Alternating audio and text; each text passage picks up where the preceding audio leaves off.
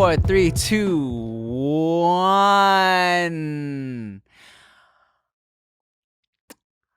Every time I make a rhyme, girl, you turn around and cry.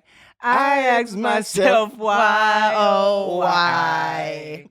See, you must understand. I can work a 9 to 5, so I'll be gone till November. What's up, y'all? Welcome back to the No Chaser podcast. I'm Tim Chantarangsu. I'm Ricky Shucks. I'm Nikki Blades. Oh my goodness, what a beautiful day. What a beautiful... I was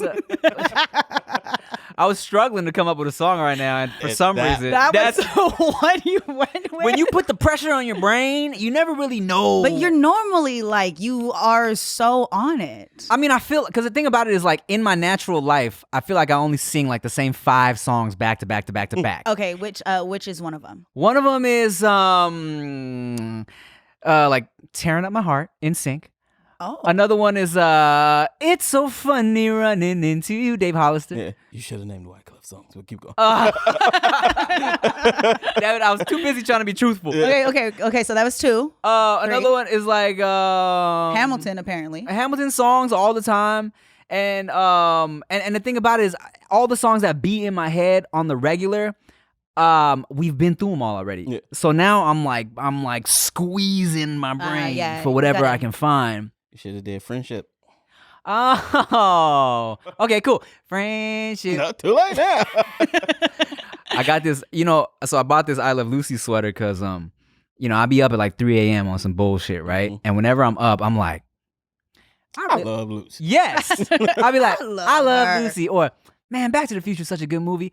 Let's see if they got merch that I can rock so I can show people I really love these old TV shows and movies. I don't know who I saw tag you in I Love Lucy and was like, Tim, thanks for putting me on. I'm like, For real? yeah, I saw that. I be trying to tell these kids, man, because I feel like the more we get to a point where you aren't forced to watch reruns of things, shows like I Love Lucy get lost in the constant live streaming and streaming apps of the world. Because that shit it's been on every day since we were kids. And it's like, every episode is a banger. Yeah.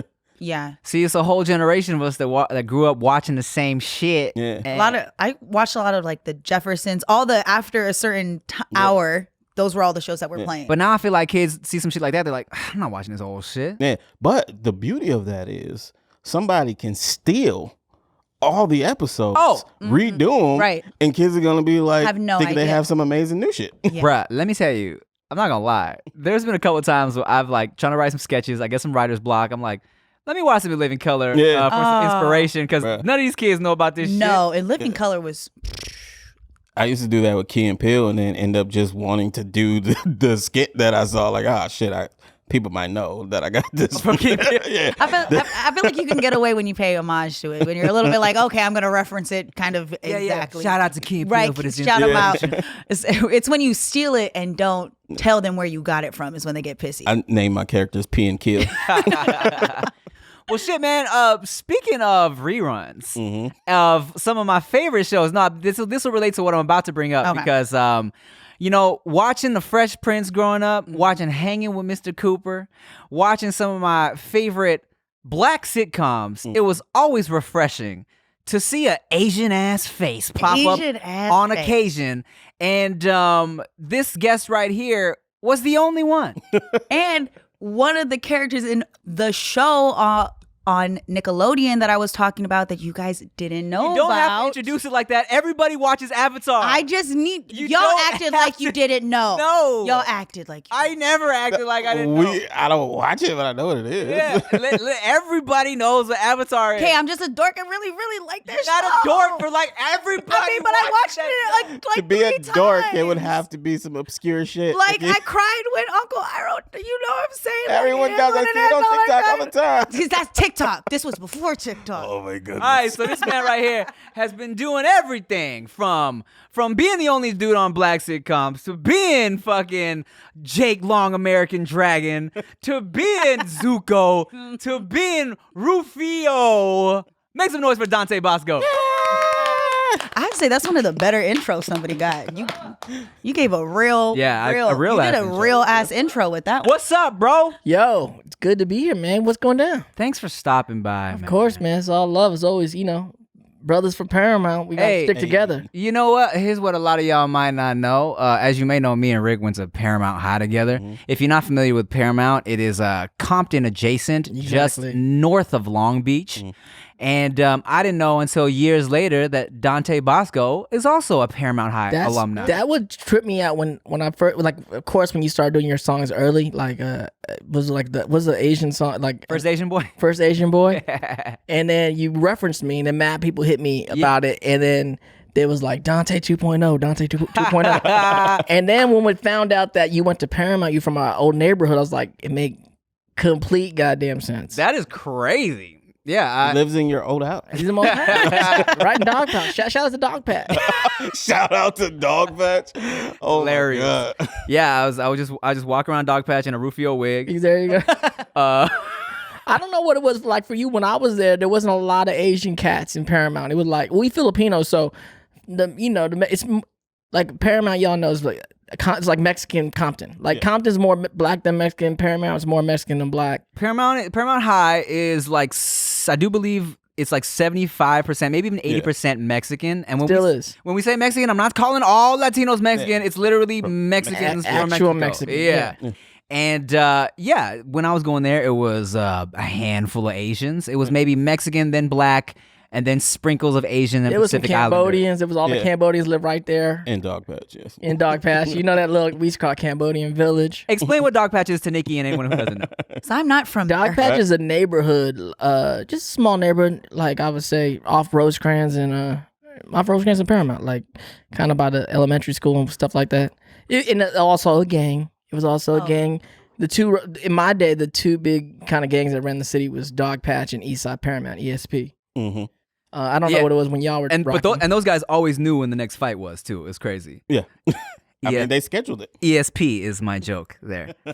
Hey, but real quick, now it's time to talk about one of my all-time favorite underdog success stories, and that's Movement Sunglasses and Watches, MVMT, all right? Founded on the belief that style shouldn't break the bank, they've sold almost 2 million watches worldwide by bringing quality designs at fair prices. Personally, now, I chose a couple sexy-ass designs. I chose the Eclipse watch, which is poppin', sleek and stylish, and I also chose some frames. I did a little tortoise shell. I chose their Arrival slim glasses that I'm gonna put some prescriptions in. Super sleek, super classic, super sexy, and Movement watches are all about looking good while keeping it simple. They don't tell you how many steps you've taken or blow your wrist up with text messages, all right? They're not overly intrusive on life with notifications, text messages, emails, all that. They tell time. That's all you need, like a classic timepiece should do. And they look good, all right?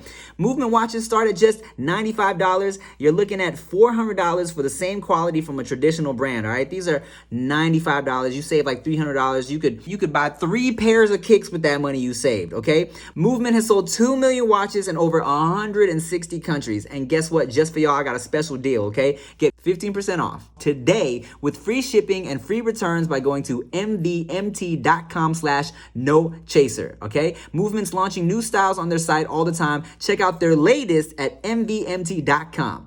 Go to mvmt.com/nochaser to join the movement, all right? Free shipping and free returns.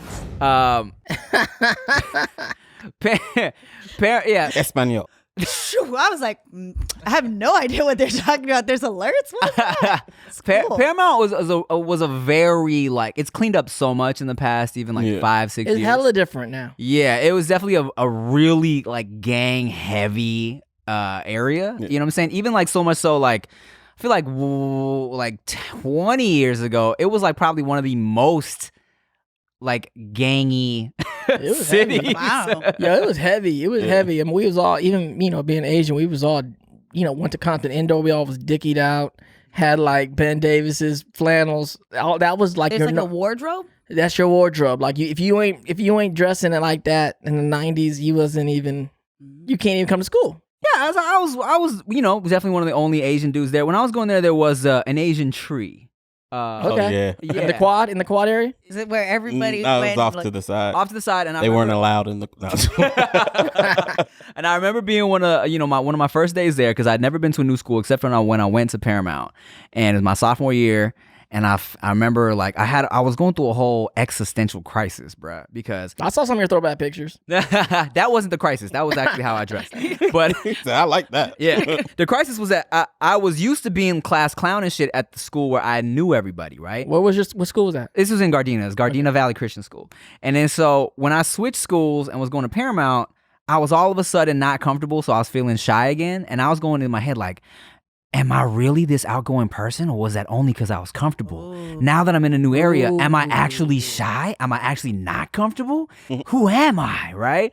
So then, and then I seen the Asian tree because I was walking around fucking lonely at lunchtime, first couple weeks of school, and it was an Asian dude. He saw me, and he was like, "Sup?" And I was like, "Oh, sup?" So I sat there, I ate lunch at the Asian tree for like a week or two, but then I had another like existential question to myself, and I was like, am I just here because we're Asian? Are we actually friends? Is this what I want to do? And then I ventured off from the Asian tree and made some, friends that we were just friends regardless of being friends, right? Right. But enough about me. We didn't have Asian tree in my day. No Asian tree. Oh, would you like some tequila, Dante Basco? Hit me. What is this? I'm seeing this very interesting bottle, little cobra on this bit. It's some new shit. It's called Serpiente.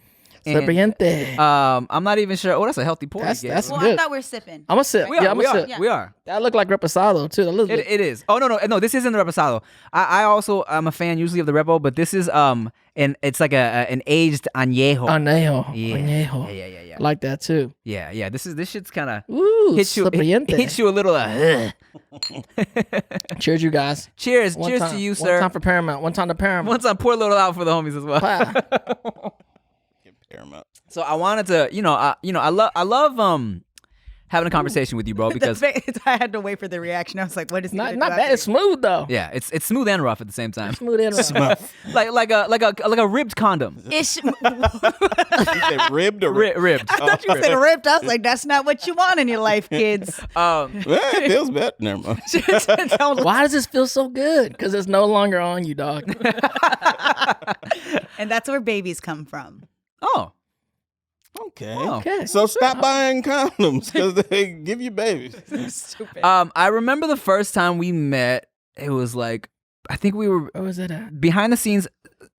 FM Far East Movement invited us to. It was at some event they put on. Some ISA thing. B.O.B. was one of the headlines. Oh yeah. All right, and I didn't perform at that, did I? No. I was just there kicking it. And you were also backstage, and we had never met before. Right. But I remember taking a picture and being like, yo, this is crazy because my whole come up on YouTube, motherfuckers would be like, ain't you that dude from Blood and Bone? You're right. Isn't this? Hey, I just saw my guy. It's like a doppelganger. Yeah, I still look get like it. Michael Jackson. I still get that shit. Like I'll every now and then look through my Twitter feed or my Instagram feed, someone would tag you as me, or vice versa. And I'm like, and they're tagging me and shit where I'm like, do you know this is a rerun of The Fresh Prince? I was in 6th grade. I was in 4th grade when this came out, sir. But it's like, I mean, and then granted, like sometimes I'm like, bro, we don't look alike. But sometimes I'll look at old pictures. No, I'm there's like, things that yeah. So it ain't full on racist, right? Like I go, at least he looked like he could be in the fam. Exactly. You know what I'm saying? Especially when we both have like a bald fade. Right. And yeah. But then someone just tagged me, gonna say like John Cho, and you like, nah, dog, I don't look nothing like John Cho. Shout out to John Cho, but it's just like there ain't no resemblance. A girl came up to me in line for this shit one time. She was like, oh my god, YouTube. I was like, yes. She's like, AJ Raphael, can I please get a picture? Like, are you kidding me? No shade towards AJ, but we do not look alike, bro. And so I wanted to talk to you because it's dope because with all the kids that hit me up saying that like thank you for repping for Asian dudes and like showing me that like Asian dudes can do entertainment right. and repping for just Asians in general. For me, seeing you did that for me. You know what I'm saying? Where I'm like, because growing up watching like The Fresh Prince, watching Hanging with Mr. Cooper, watching all these old shows, it was like, I always tell people the first time I ever saw an Asian guy on The Fresh Prince was a nerdy character that complimented Carlton on his tux. You know what I'm saying? And I remember thinking, this is the first time I've ever seen an Asian guy on TV, and he's a fucking nerd. And I'm like thinking like, that's not me, right? But when I saw you, I was like, I can relate now. Right. There's a lot of people. That's one of the things when as you grow up and you see the next generation people come in, or I speak at colleges, a lot of Asian clubs and whatnot, they're like, you're the first quote unquote cool Asian guy. Right. Not there wasn't like cool Asian people that did shit, but it was like as far as this new kind of hip hop Asian guy. And it kind of, I don't think I set out to do that, but I was just at that place in history. And then, I don't know, shit popped off. And then people start writing stuff. And then they would be like, we wrote it for you. Because we're like, you're like the only Asian hip hop cat we ever met. I even remember going to some like dance. I was at a party, like all these dancers, right? And all these, Asian dancers are like hip hop. Yeah. And they got the crazy like Rufio hair, different color. And especially like old Quest Crew days, old like Kyle Modern. And then I guess it is all Rufio hair, now that you mention it. Yeah. And there was like, they're like, you're the dude. You're the one. You're the guy that like started this whole shit. And I'm like, what the fuck? The one. That's my shit. Yeah, no, I'm saying I don't know. You know how that shit pops off, but I was kind of like the alternate. The first kind of cat that wasn't playing into stereotypes. No, you were. You literally were. Yeah. And see, that's why you guys should have watched The Last Dragon with Bruce Leroy. There was 3 really cool Asian dudes in there. Yes. You know who I'm talking about. Yeah, I know you're talking about. It's funny because 4. Oh shit, really? Yeah, I forgot the little kid. It's been so long since I've seen The Last Dragon. But I remember being a little kid and thinking, and even when you were on, what's that movie with Antonio Banderas? Take the Lead. Take the Lead. I was like, I could do that. And you can. I know. No, and I know. And that's why I went after it, because I saw you, especially when I was like, here's what's funny, right? Because, of course, being Asian, we can play really young for a really long time. Yeah. And then so when I saw you, when I was like, okay, he's playing this dude in high school right now, but I was like, he can't do that forever. Hell no. I was 29. I think I was 20. I was 30 when that movie came out. Yeah, you were 30 playing a high school kid. I was 29. 30 when it came out. 30 when it came out, and my boy. And don't Google when it came out. Brandon Andrews, who was like, who the bigger guy, played Monster in the movie, who since passed away, rest in peace, Big B. He went to Dominguez High. Oh shit! So he's from the neighborhood, right? We're rivals. And we was talking shit, Paramount, Dominguez, and I was like, "When did your mom go to school?" Because I finna went to school with your mom, dog. That is funny. So I remember being like, if he's still playing high school kids, I can play some high school. Yeah, you got some time. As I was getting older, you got some time. And people tripped out, like you and other cats coming out. Interviews, people was asking like, whoop de woo, like, what are you scared? Like, these guys are coming up, like this and that. And I'm like, what's there to be scared about? Like, you understand how things go is the next generation's supposed to do well. It's supposed to do better than you. We're supposed to pave the way. If they ain't trumping what we're doing, then we ain't doing it right. Yeah. As a community. I mean, you got to pave the way so it's easier for the people coming afterwards to walk. Right. And, it's just supporting each other and taking it, like, not that our hustle ever ends, but it's like taking what we did, like, push it. You know what I'm saying? And then the world changed with social media and digital media, and I've been having a really great time seeing what you're doing, AJ doing. I did movies with Kev Jumba and seeing what Ryan Higa, all these guys doing, next generation Asian American content creators.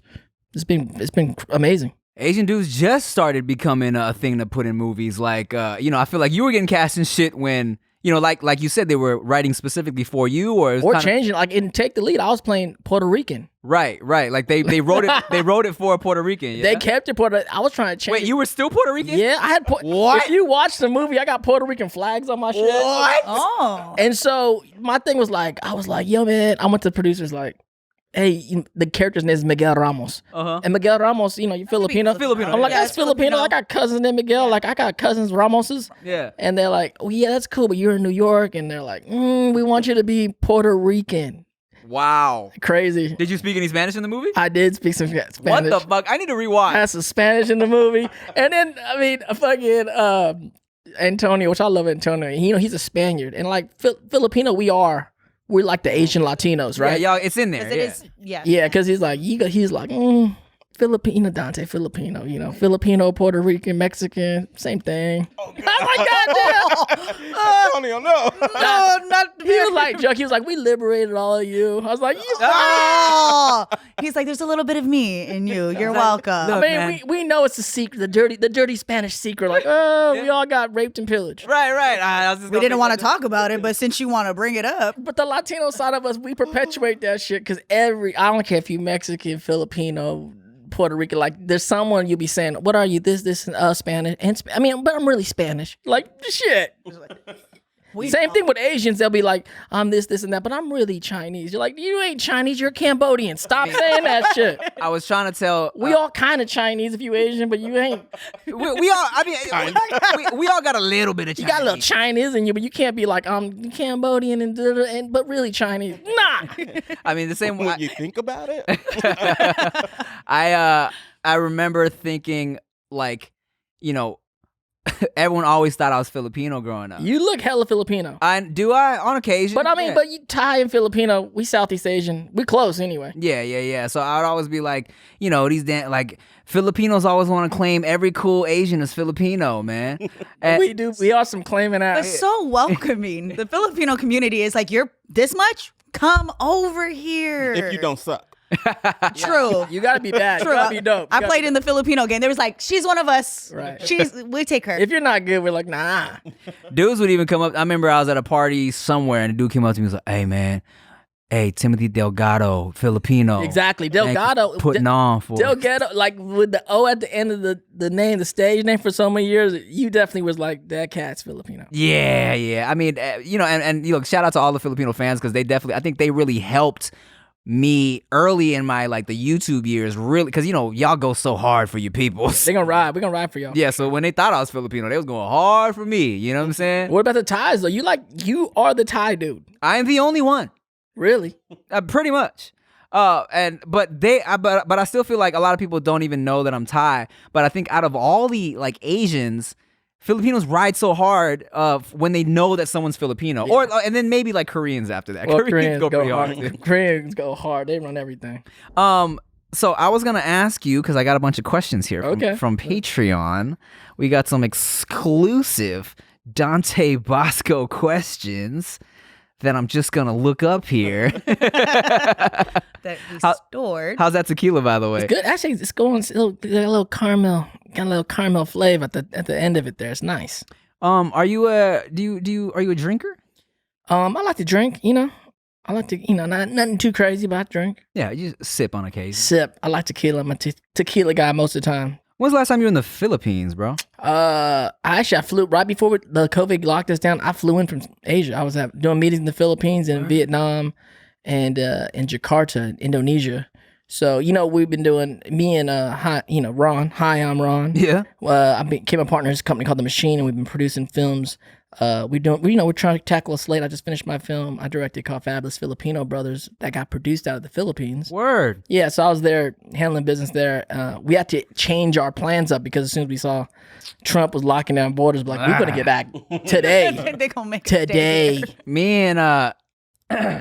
Me and Rick have only been in the Philippines once. Yeah. We gotta go back. Yeah, we gotta go back together. Well, you were supposed to write us into that movie. I know. Well, Brings back. there was a road I was trying to get Tim. Tim get kind of crazy. I had Joe from what do you call from Just Kidding News. He kills it in the movie. Was that supposed to be my part? Whoa. I wanted you to play that part. Whoa. Why couldn't I do it? What happened? I thought I reached out to you. I don't know. It kind of came last minute. I don't know if it was a bad timing thing. Did Joe tell you that was supposed But Joe killed it. All right, y'all. Thanks for watching today's. You'll see. But Joe came in. Make sure you unfollow Dante Check out the Basco shit. on. I wrote some crazy character, and then Joe came in and was like, "Can I do it with a Vietnamese accent?" Oh, he loves that shit. I said, "But Joe, you're Japanese." He goes, "Yeah, but I feel Asians could play other Asians if you do it right." Yeah, I agree. And I was like, "Okay," like, fuck. But then he killed it. I was like, "This," and one of the other girls in his little crew is Viet, and she was like, "This." She started speaking them in Vietnamese and shit. His Vietnamese accent is always really funny. It's pretty funny. So I can't wait for you to see that shit though. It's crazy. We were supposed to do. What's up with that? We still got it. It's in the mix. It's in the mix. Okay, so we got a question for you right here from Eduardo Colin Nieto from Patreon. He says, much love. I always wondered, with you doing so many voices for characters throughout your career, have you ever had a time where you were in Have you ever had a time where you were in bed with a girl and you used one of your character's voice? Or did you ever have a girl ask? What kind of Patreon is this shit? Yeah, The best. exactly what they paying for. Answer the question. Or did you ever have a girl ask you if you could do it mid-through? Wow. Wow. Hilarious. Well, the reality is like because I came into voice acting from screen, so I go back and forth from screen acting to voice acting. I'm really, if you watch all my shit, I'm really just I'm just acting. It's just your voice. It's just my voice. Yeah. So even when I do Comic Cons, people are like, do the voice. And I'm like, I'm I've been talking to you for 5 minutes. But when they say like, what line do you want me to say? And I say a line that they like, then they're just like, their eyes pop and shit. That's tight. But it's weird. I've had some crazy, you know what I'm saying? Yeah. I was like, when I was telling Nikki about Hawaii, I hooked up with a girl in Hawaii and she just, whatever. Some things are popping off. And then in the middle of the situation, she was like, I've been in love with you since I was 15. Oh, wow. And I'm like, what? You're like, wait, how old are you now? I know. You're like, I'm in trouble, huh? This is like deep rooted. Now I'm getting all nervous. I don't think I can perform right now. She was like, so they never ask you like fire bend that dick. That's role playing to another level. Damn, I haven't been there yet, but shit. I gotta get my girl right now and even watch the show yet. I gotta get her involved so she can like start getting involved in the role play. Or she'd be like, call me your Rufio. He's Rick, just over there Rick, thinking. I know you don't drink, but do you want one? I'm chilling. I'm good. There is, people, like there is a generation of girls and I guess guys that come out too to tell me like Rufio for that generation group in the 90s, like that was their first crush, right? So like their sexual awakening or whatever, which is weird, right? And my ex-girl was at a party and some girls like talking to her, just like, I used to rewind and pause on the certain parts of the movie and like masturbate and shit. Damn. And she was like, why the fuck are you telling me this shit? Did you want me to fight you now? Or that's weird. I like it. It's a weird thing. Have you met anybody that said that they were in love with you or one of your characters and then they looked at you and said, well, it was then, not anymore, but I used to like you back then? They said when you preface that, you got to preface that early so it doesn't become a weird conversation. Or here's what's dope about... You're gross now, but... Back in the day. Here's what's dope about if someone's a big Rufio fan, right? You could take a girl out to eat and be like, all right, girl, you got your imaginary chicken?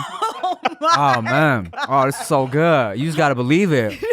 Oh, man. Take her out to some fake food dinner. Oh. Rufio. That's a good That's Halloween costume for girls. Rufio. Don't. Maybe I'll work that into a sketch, too. Something like that. All right. Bet.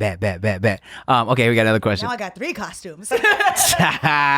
All right. All right, so Shell Flakes asks, if you had to choose Nilaga or Sinagang, do you prepare differently or for voice acting? But wait, what? Oh, What? These are 2 separate questions. Hold on a second. Okay, if I got to Put on choose. your glasses before you read. What you gonna eat before you voice act? Sinigang is a Filipino soup. Yeah. Which I love. What was the first one? What was the first? Nilaga? I don't think you pronounced that shit right. Definitely not, but I don't know what it is. I don't know how else to pronounce it. Nilaga? It's Nilaga. Nila. I don't even know what that one is actually. I've never heard of it. So I mean, Sinigang. I'm in Sinigang for sure. Sinagang. All right. Sinigang. Do you prefer voice acting versus a regular role? Nah, I think it's both. I mean, as far as acting goes, really, it's like I'm actually doing the same performance, whether it's a camera capturing the performance or the voice. I mean, there's certain techniques you do differently, but you're doing the same work, character work. You're trying to be in the moment, trying to be honest and with the character and trying to have a scene with people. So really as on the actor side of thing, and even as a director or producer, it's less about the role. It's like you want to be a part of a great story. Right. And we're always looking for great stories. I mean, or you just want to get paid. Like you get paid, we get paid. You're doing a gig, and you like the people. Let's do the gig. I'm here to support. It's cool. But then if you really want to get involved in something, it's more about like, can we be a part of those great stories? Because you think about stories you like. Can we be a part of Star Wars or Harry Potter or what? Like these great stories, and we're always looking for those kind of projects. Mm-hmm. Man, voice acting is so hard to get into, bro. Like it's high key, kind of like a little like small secret society kind of. Yeah, it's a little bro. bit. I like tripped into it. I didn't even know what I was doing, and then all of a sudden, people are like, "You're in the clique." I was on a boat. So I was on this boat. My boy Kevin Michael Richardson, he's like on the Cleveland show. He plays he's like one of the biggest voice actors in town, and he was turning 50, I think. And so he had rented this big boat and had all the voice actors on. Like if this boat sank, it'd be like no more cartoons. right. You're talking like SpongeBob was on there. You're talking about like Mark Hamill, the Joker was on there. Like everybody. All the the top whatever, the guys that do probably 85% of all voice acting in LA were on this fucking boat. Oh, wow. And I was like, how'd I get into this fucking party? Because you got some iconic voice characters, dog. Yeah, and it's weird because I'm not a quote unquote voice actor from the jump. You said you're just doing your voice. I'm doing my voice, but they're just like, even the great voice actors do a bunch of voices. They're like, man, but your voice is important for that character. Like, it's just like a movie. Like some actors. You say, some people cap on like Tom Cruise, like he's always Tom Cruise, but like that's what he does. Yeah. There could be other actors. It might be hard for him to do a character that's not that, like saving the world. Like we only see him in that realm. Whereas there's other character actors that do all kinds of stuff, which is really hard to do, but to see them do that character, we might not really buy it. Not buy it. It's just may not be as successful for him. So, Nikki is a huge Avatar fan. I was hearing that. I am. What element do you rep? I like Toph. So I thought Toph was one of the dopest characters. And then I even got into when the next season of Katara, Korra. when Korra and Katara, and like that whole thing, I liked Avatar, the first one, the best, but Toph transitioning into the next season was dope. I just think that she's one of the best characters ever written. She's so well rounded, and the fact that she shout out to Earth Kingdom, and the fact that she developed and invented metal bending. Yeah, we just watched that episode recently this week because what was crazy is the shit came back on Netflix out of nowhere. I mean, we knew it was coming, but whatever. And then when it went on Netflix, it was #1 on Netflix. And it was like, what the hell's going on? So I got the crew together, the gang, and we've been watching episodes online, just kind of like hanging out once a week, watching 2 episodes online, and raising money on Twitch, live streaming with the fans. So it's every Friday on my Twitch channel, Honor Society. And we've raised like damn near $25 grand right now for COVID. Damn, that's dope. But Toph, grown up Toph is on the show with us nearly every week, and we hang out, everyone just share memories, and we have drinking games. Like every time people say certain lines and whatnot, we just get turned up on Friday afternoon. But what squad do you rep, Nikki? What squad you repping? The Earth Kingdom or what? I'm probably more water. I knew you was gonna say that. I am more water. More water. Yeah. You a fish. I'm a fish. You like that water bend, little healing, little bit of that. So how have you felt with TikTok? Because when it started trending on Netflix, TikTok took over. Crazy, right? Like took over. TikTok, and then the song. I feel like they sponsor friggin' Avatar. Is that your voice, or is that somebody else doing the voice of you? As you singing to May, right? Yeah, well, he's just like singing, rapping. and then started talking about like water bending, Katara, like y'all hooking up. Yeah, it's like this TikTok video. Yeah. Dude, I can't think of his name at the moment, but I thought it was you because it was. He is this a Filipino dude who's a rapper his voice sounds like, I don't know if it's in the genes. Oh, and then I mean the TikTok. I was like, how long did it take to get on TikTok? Because at first I was like, I ain't fucking with TikTok. I was all a little hesitant, but I mean, you can't help but sink into get hypnotized by the shit. And then I did that reaction video, and then my TikTok went crazy. And then people were like coming at me like sexualizing children. Like, that's not me. I'm watching someone else rap this shit. And it's not even that bad. Like, no, TikTok took over as soon if you went, and that's the best part about TikTok is if you're interested in something, you're gonna find that world. So when I was rewatching Avatar, you could go through all of the fan art and the scenarios and the other stories, and you find out about the books, and then they do a lot of comparisons. And I really liked what they did with that. Well, on the same token here, we have a question from Shabazz Benu, who asks, amongst other questions, why do you think Korra gets so much hate? I don't know. I mean, I came back and voiced my grandson, General Hour II, in Korra. Which was funny when you're watching it and 'Cause you it's the don't look same and you're going voice. like this.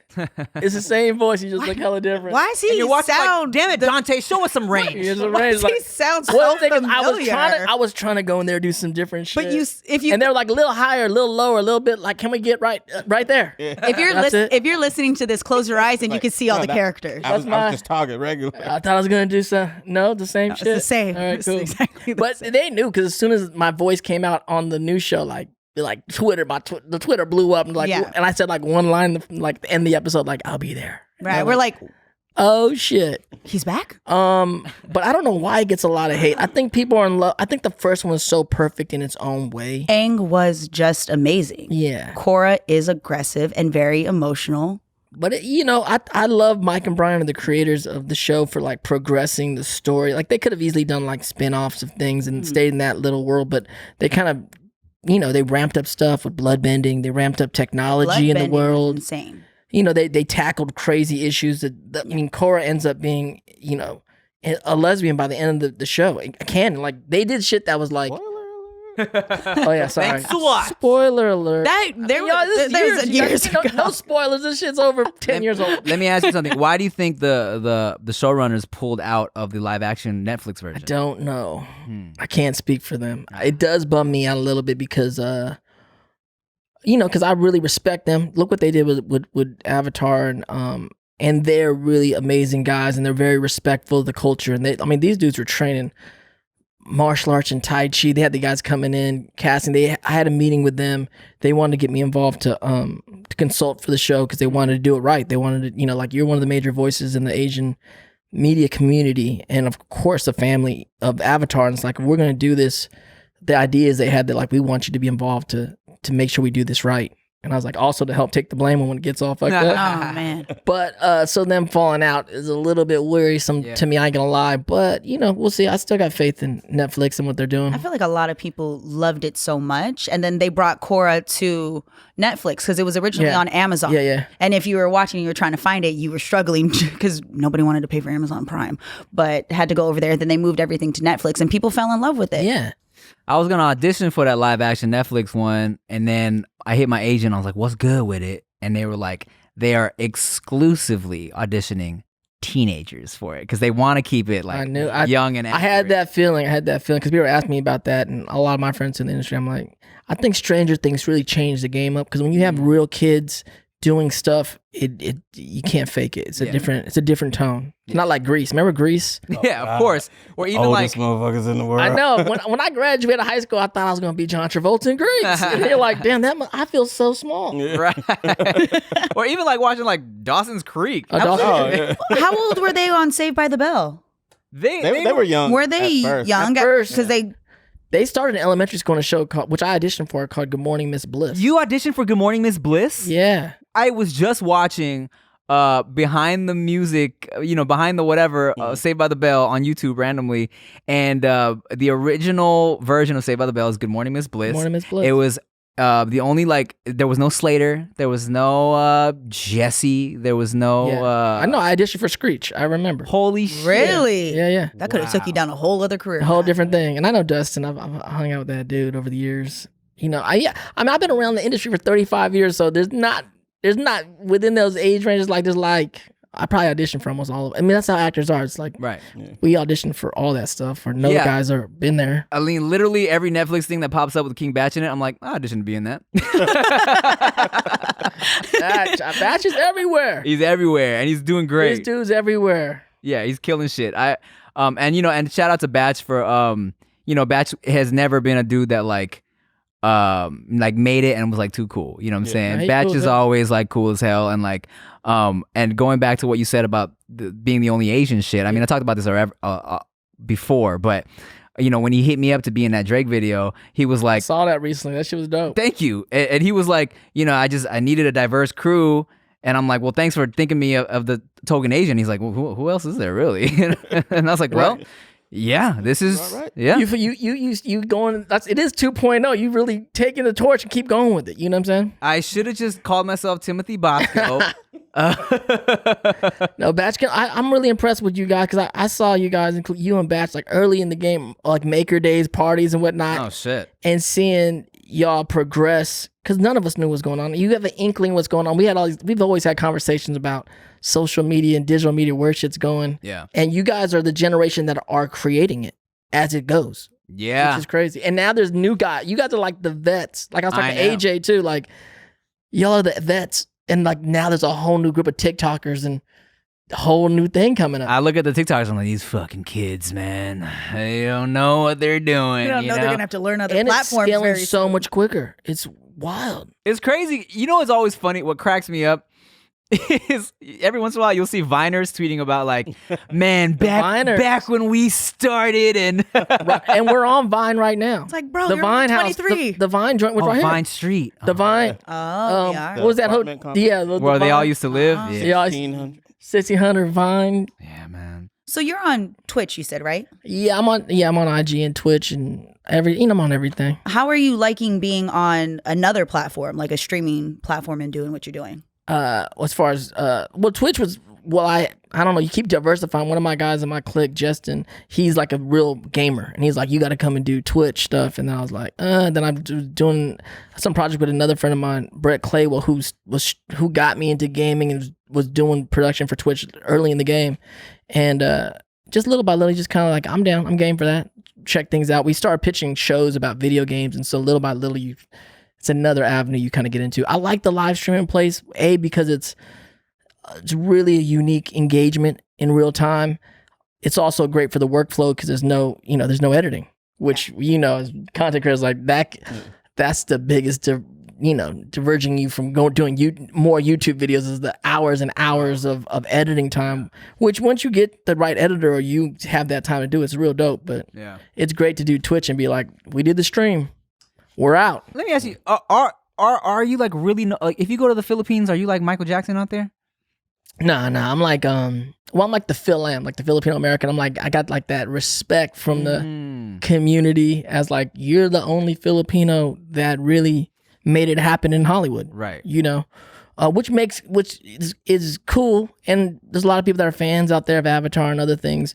But as far as for business, it's good because it opens a lot of doors. They have a little faith in some of the things we're pitching. So it's like that kind of stuff. Do you feel that more parts have opened up now? So how is it now compared to before? It's night and day. Right. I told you half of my roles were Latino roles. Yeah. Or even Rufio was like, the reality is back when I was coming up, I got to LA from the Bay in '85. They didn't even know what a Filipino was. And then being Asian, there was just no Asians. And to a degree, this rule still stands. Like, in order to scale in this industry, I actually had to go beat white guys out of white roles. Yeah. Or beat black guys out of black roles, period. Now there's Asian roles. I know. Which is beautiful. But also, in order to transcend, sometimes you're going to have to either beat these guys out of roles that weren't written for you, quote unquote Asian, because those are the roles that are like just the roles. Yeah, I almost would rather get a part that wasn't like, this is going to be an Asian part. You know what I'm saying? Because I want to play a regular person. Have you guys seen Ratchet on Netflix? Yes. No, I haven't seen it. Well, the doctor in the show is from the Philippines. Oh, go. And so to even hear... I have. My mom's on that show. Yeah. My mom plays John Briones' mother. Really? On the show, yeah. But it was interesting and it's sad that you'll take the little moments that you can get, that when they actually said he came from the Philippines, and I was like, oh my goodness, they actually said he is Filipino. He is Filipino and his character is Filipino. Yes. Which is nice to see. And you just take those moments and you go, okay, we're moving forward. Yes, I have not seen the show yet, but my mom is on the show. It's all in my family chat group, on my chat, my phone. That's definitely It's a good ass show. You were watching the other day.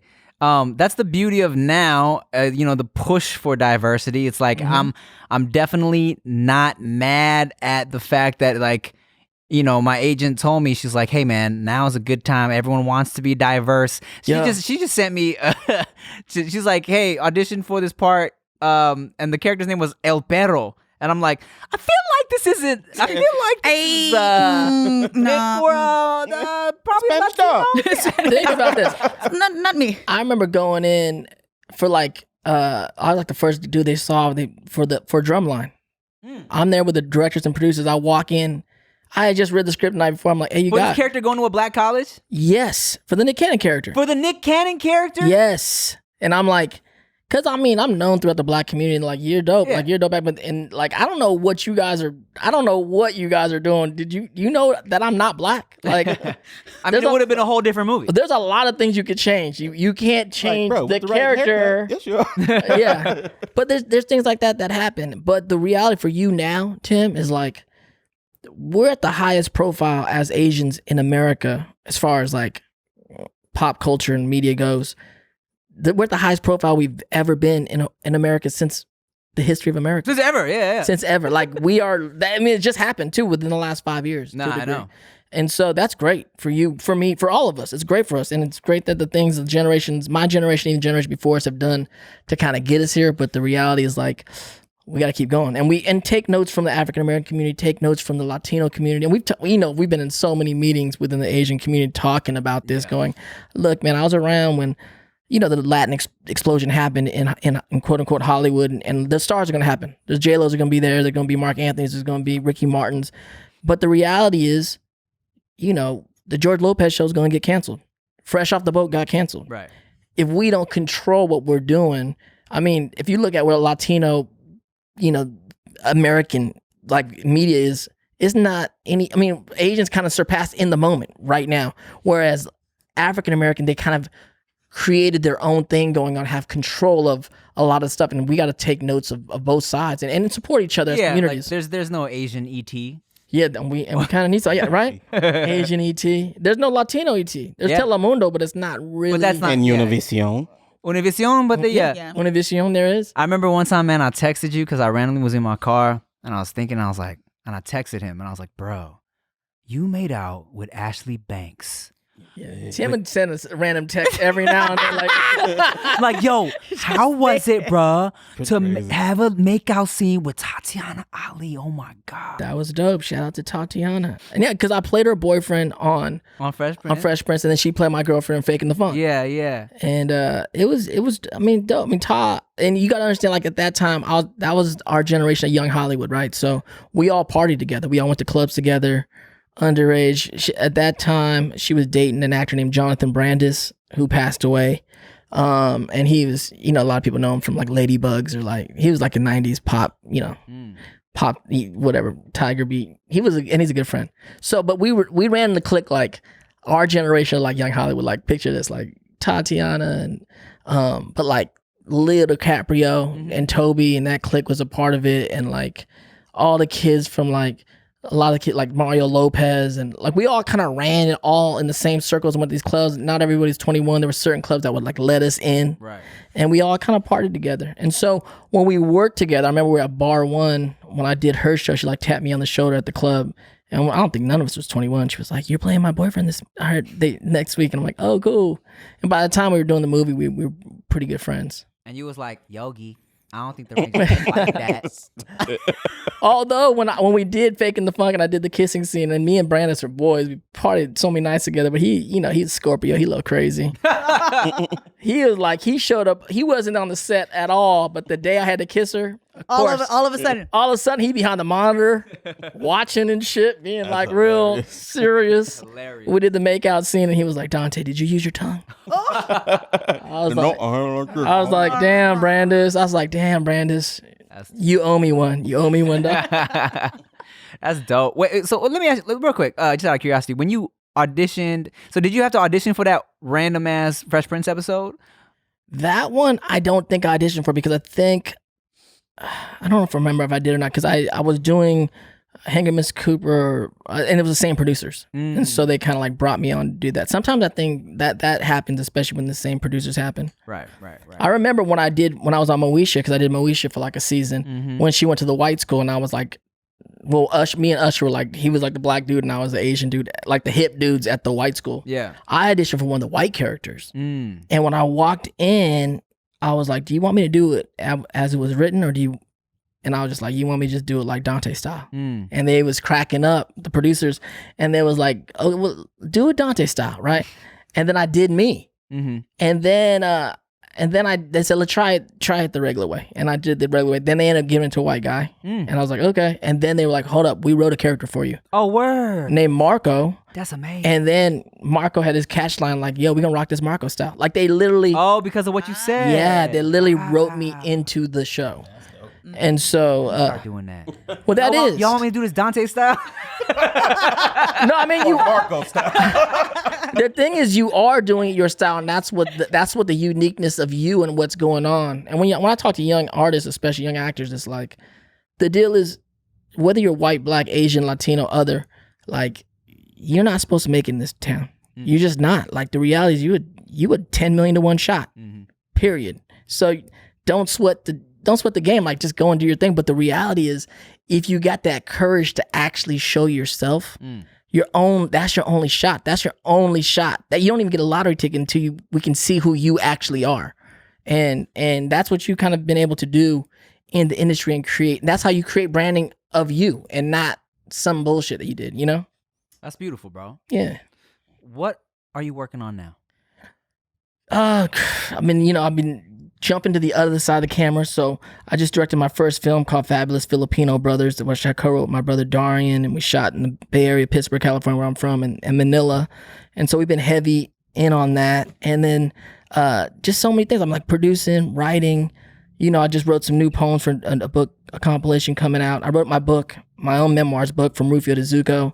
And I toured right before COVID hit. I was touring with Barnes & Noble, and I'll go back on the road when that's done. And I'm writing some new stuff, and there's like more. I don't know. I just completed another animation series. But I don't, you never know where things are right now in COVID. It's just, I feel like I'm a lifer. I'm 35 years in the industry, and people are like, what's up? What are you doing? I'm like, yo, it's like, you just keep hustling every day. Doing, bro. We're just doing. But yeah, keep working on. Right now, my main focus is like figuring out where this is gonna land, and then we got some other, as you know, we have some other projects. I have a project that I have with you in mind that we're pitching another film, some TV shows we're pitching. So just it keeps going. Hey man, I'm glad you're here, bro. I'm glad you're still working. Hey, I'm doing my best. And I was gonna say, I was gonna say something, and I remembered it, and I forgot it. Okay, well, I would say this while you try to remember. I said Rufio, not roofied ho. I just wanted to be clear. Let's get that clear. On that. my God. Rufio. Don't roofie the hoe. Yeah, Don't roofie do the that. hoe. That ain't legal. And that's not a good costume. That's not good. You can in jail like Mr. Cosby. Well, shit, man. Thanks for stopping by, man. Thank you for your kind words. Of course, I appreciate everything you've done in the industry and for Asian people and for Asian dudes. Like I said, I really feel like seeing you on TV was a big motivator for me growing up and coming up and doing what I was doing or trying to do. So I appreciate you, man, and what you've done. We continue. Can't stop, won't stop. We continue. Like us, Yeah. And I'm always rooting for you, man. There's some shit, you're gonna hire me one day. Be like, Tim, come on. Knock, knock, knock. Oh, that's what I was gonna say. When I put you in that sketch, that Family Feud sketch. I saw that recently again. That shit was hilarious. Bro, so I remember because I made you say like something about this dick. Yeah. And all my comments were like, oh my God, did Rufio just talk about his dick? Oh my God, my childhood. I know. There's somebody watching that on repeat. I forgot we did that, and then someone had reposted it on Twitter or some shit, and I was like, did we do that shit? Yeah. Rick up here with the bald cap on. It's real now. And I did work with Steve Harvey. You did? And Steve Harvey, you did great, yeah. Steve Harvey. You did a great, Steve Harvey. Where can they find you, bro? Yo, just at Dante Basco on damn near everything. Except for TikTok, it's at Rufio Zuko. I came to TikTok late. Someone stole my name, but Rufio Zuko's like cool, Sometimes as actors, I feel like all the kids got the cool names, and then you just trying to be legit. Like, I'm just got my name. And you just feel like old and like not like I'm professional. This is my name. Yeah, exactly. I got old this year and flipped it, and now I'm using my government shit. I know you use your government shit. How do you feel about that? You feel like grown on your shit now? I do. Because not gonna lie, even though Timothy De La Ghetto was such a huge part of my brand, there were moments where I would be like, introduce myself for like meetings or auditions, like Timothy De La Ghetto. Yeah, that's a little slight. Yeah. And now I'm Chantarangsu, the butterfly. The butterfly. All right, y'all. Thank you for listening to the No Chaser podcast. I'm Tim Chantarangsu. I'm Ricky Shucks. I'm Nikki Blades. Bye. Later.